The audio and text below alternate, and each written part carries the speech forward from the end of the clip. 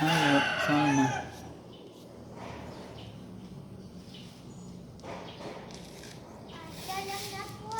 And humans are only temporary visitors.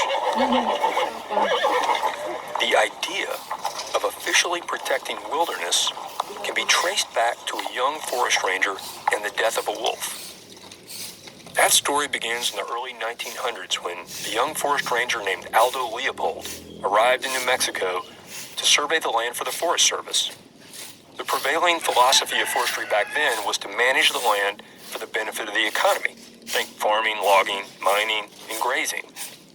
Part of Leopold's job was to get rid of all the predators, which were considered dangerous nuisances. But one day after shooting a female wolf, the young forest ranger had a revelation. Aldo Leopold wrote about that experience years later. We reached the old wolf in time to watch a fierce green fire dying in her eyes. I thought that because fewer wolves meant more deer, that no wolves would mean a hunter's paradise. But after seeing the green fire die, I sensed that neither the wolf nor the mountain agreed with such a view. That encounter sent Leopold on a mission to change the way people thought about humans and their place in the environment. And thanks to his efforts in 1924, the Gila became the first officially recognized wilderness area. But his efforts weren't enough to save the wolves. Eventually, they were hunted out of the entire Southwest, and the Gila was missing a crucial piece of its ecosystem.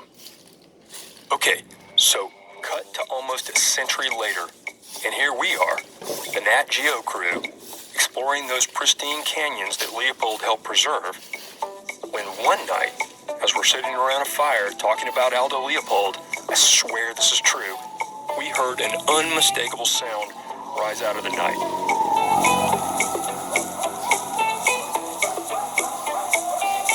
The wolves are back.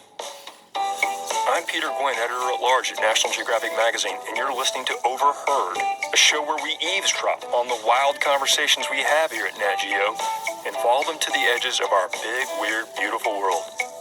This week, how hearing those howls sent me on a path to learn how wolves have made it back to the Gila. And check this out, one of the heroes of this tale used to be the wolves' biggest enemy. That's coming up right after the break. Fuel your curiosity with a free 1-month trial subscription to National Geographic Premium. You'll have unlimited access to any device, anywhere, ad-free, with our app that lets you download stories to read offline.